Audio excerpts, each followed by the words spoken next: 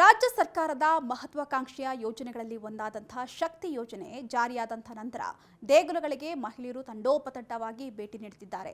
ಇದರ ಪರಿಣಾಮವಾಗಿ ದೇಗುಲಗಳಿಗೆ ಆದಾಯ ಹೆಚ್ಚಾಗ್ತಾ ಇದೆ.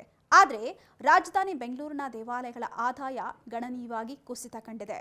ಹೌದು, ಮಹಿಳೆಯರಿಗೆ ಉಚಿತ ಪಾಸ್ ಪ್ರಯಾಣ ಸೌಲಭ್ಯವಾದ ಶಕ್ತಿ ಯೋಜನೆ 2023ರ ಜೂನ್ನಲ್ಲಿ ಆರಂಭವಾಯಿತು.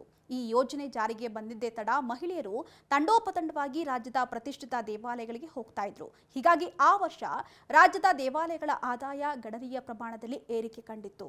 ಆದರೆ ಬೆಂಗಳೂರಿನ ದೇವಾಲಯಗಳಲ್ಲಿ ಭಕ್ತರ ಸಂಖ್ಯೆ ಗಣನೀಯವಾಗಿ ಕಡಿಮೆಯಾಗಿದೆ. ಅದರಲ್ಲಿ ಬನಶಂಕರಿ ದೇವಾಲಯ ಮತ್ತು ಹಲಸೂರಿನ ಸೋಮೇಶ್ವರ ದೇವಾಲಯವನ್ನು ಹೊರತುಪಡಿಸಿ ಬೆಂಗಳೂರಿನ ಇತರೆ ದೇವಾಲಯಗಳ ಆದಾಯದಲ್ಲಿ ಭಾರಿ ಕುಸಿತವಾಗಿದೆ. ಇನ್ನು ನಗರದ 23A ಗ್ರೇಡ್ ದೇವಾಲಯಗಳ ಆದಾಯ 2023ಕ್ಕೆ ಹೋಲಿಕೆ ಮಾಡಿದರೆ 2024ರಲ್ಲಿ ಇಳಿಕೆಯಾಗಿದೆ.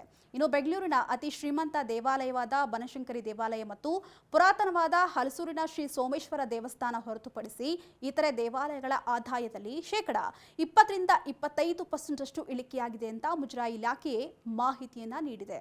ಇನ್ನು ಈ ಹಿಂದಿನ ವರ್ಷಗಳಿಗೆ ಹೋಲಿಕೆ ಮಾಡಿದರೆ 2023ರಲ್ಲಿ ಈ ದೇವಾಲಯಗಳ ಆದಾಯದಲ್ಲಿ ಗಣನೀಯ ಏರಿಕೆ ಕಂಡಿತ್ತು.